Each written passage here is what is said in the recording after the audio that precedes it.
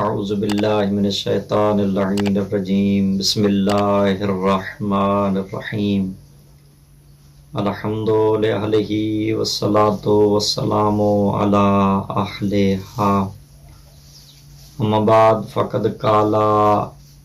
امام ہادی النقی علیہ السلام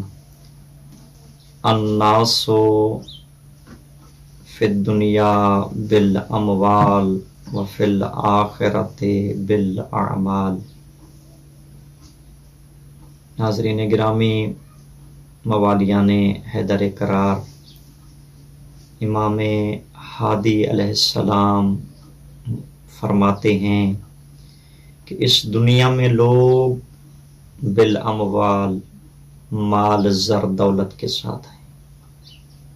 وفی الآخرۃ بالاعمال، اور آخرت میں لوگ یہ مال زر دنیا والی کام نہیں آگی بالاعمال، بلکہ لوگوں کے نیک اعمال ہی کام آئیں گے۔ آج 3 رجب المرجب کا دن روز شہادت امام ہادی النقی علیہ السلام ہے۔ آج کے دن ولی عصر امام زمانہ سلام اللہ علیہ کی بارگاہ اقدس میں تعزیت پیش کرتے ہیں۔ مومنین کرام، محبان اہل بیت، موالیان حیدر قرار، اگر امام ہادی علیہ السلام کی سیرت طیبہ کی طرف نگاہ کی جائے تو امام ہادی علیہ السلام امام محمد تقی علیہ السلام کے بیٹے ہیں۔ بی بی سمانہ خاتون جو کہ جناب عمار یاسر کے خاندان سے تھی، ان کی والدہ گرامی،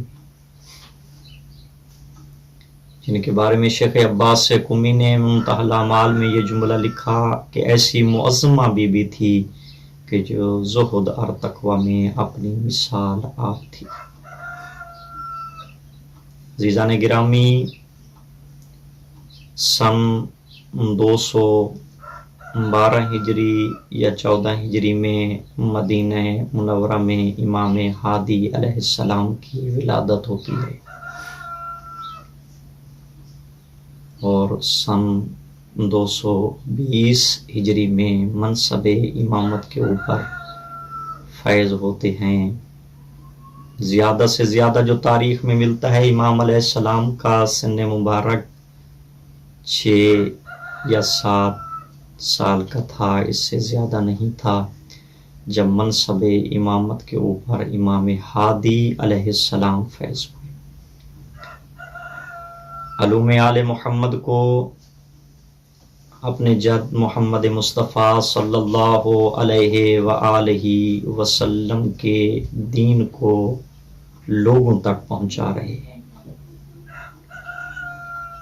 7 اور 6 برس کے عرصے میں لوگ علوم آل محمد سیکھنے کے لیے آ رہے ہیں مولا ہادی علیہ السلام کے دروازے اقدس پہ، اور مولا امام ہادی علیہ السلام کے علم کی طرف اگر نگاہ کی جائے، جو شیخ کلینی علیہ رحمہ نے ایک روایت ذکر کی ہے، مولا ہادی علیہ السلام فرماتے ہیں کہ سلیمان پیغمبر کے وصی آصف برخیہ کے پاس 73 اسم اعظم میں سے صرف ایک اسم اعظم تھا جس کی طاقت سے اس نے تخت بلقیس کو ملک سبا سے منگایا۔ لیکن میرے معصوم امام ہادی علیہ السلام فرماتے ہیں، ہم آل محمد کو اللہ نے 72 اسم اعظم عطا کیے۔ مدینہ منورہ میں علوم آل محمد لوگوں تک پہنچا رہے ہیں، دین مبین کی تبلیغ کر رہے ہیں امام ہادی علیہ السلام۔ لیکن عزیزان گرامی، دشمن ہر وقت امام علیہ السلام کی اسی نگاہ میں تھا کہ کسی طریقے سے بھی ہم امام ہادی علیہ السلام کو اپنے پاس بلائیں اور اپنی ہی حکومت میں امام علیہ السلام کو رکھیں۔ اگر امام علیہ السلام کی زندگی کی طرف نگاہ کی جائے تو 7 ظالم جابر بادشاہ گزرے، 6 ظالم اور جابر بادشاہ گزرے ہیں امام علیہ السلام کے دور حکومت میں، لیکن عزیزان گرامی ان میں سے سب سے زیادہ جو ظالم اور جابر بادشاہ تھا وہ متوکل تھا۔ متوکل نے کتنے امام علیہ السلام کے اوپر ظلم ڈھائے؟ اگر تاریخ میں نگاہ کی جائے یہ متوکل وہ ظالم بادشاہ ہے جو دیکھتا کہیں پہ محب اہل بیت ہے، کہیں پہ علی ولی اللہ پڑھنے والا ہے، جناب علی ابن ابی طالب کی عصمت اور طہارت کو ماننے والا ہے، تو یہ ظالم اور جابر بادشاہ اس کے مال کو ضبط کر لیتا تھا، اس کو قتل کرا دیتا، شہید کرا دیتا۔ یہ تو محب آل محمد کے ساتھ یہ سلوک کرتا تھا، لیکن عزیزان گرامی اللہ جانے امام ہادی علیہ السلام کے ساتھ اس نے کیا سلوک کیا۔ میرے معصوم امام ہادی علیہ السلام کو کتنے دکھ دیے اس ظالم بادشاہ متوکل عباسی نے۔ روایات میں ملتا ہے یحییٰ بن ہرشمہ کو 300 فوجیوں کے ساتھ مدینے بھیجا اور یہی کہا کہ امام ہادی علیہ السلام کو سامرہ لے کر آئیں، لیکن اس سے دکھ بڑا جملہ اگلا ہے جو تاریخ میں ہے کہ اس ظالم بادشاہ نے کہا کہ امام علیہ السلام کے گھر کی تلاشی لینا تاکہ کوئی ایسا ثبوت مل سکے کہ امام علیہ السلام حکومت کے مخالف ہیں، روضہ رسول کو چھوڑ رہے ہیں امام ہادی علیہ السلام۔ ہاں ناظرین گرامی، ہم گریہ کرتے ہیں کہ 28 رجب کو مولا حسین علیہ السلام نے مدینہ چھوڑا۔ مولا حسین کا مدینہ چھوڑنا یقیناً مشکل تھا، امام ہادی کا مدینہ چھوڑنا بھی کوئی آسان نہیں تھا۔ میں کہوں گا یقیناً مڑ مڑ کے دیکھتے ہوں گے قبر رسول کی طرف، مولا ہادی علیہ السلام کہتے ہوں گے اے نبیوں کے سلطان تیرے دین کی تبلیغ کے لیے ہادی مولا سامرہ کہتے ہوں گے جا رہا ہوں۔ عزیزان گرامی جب سامرہ میں پہنچتے ہیں اس متوکل ظالم نے بہانے سے بلایا،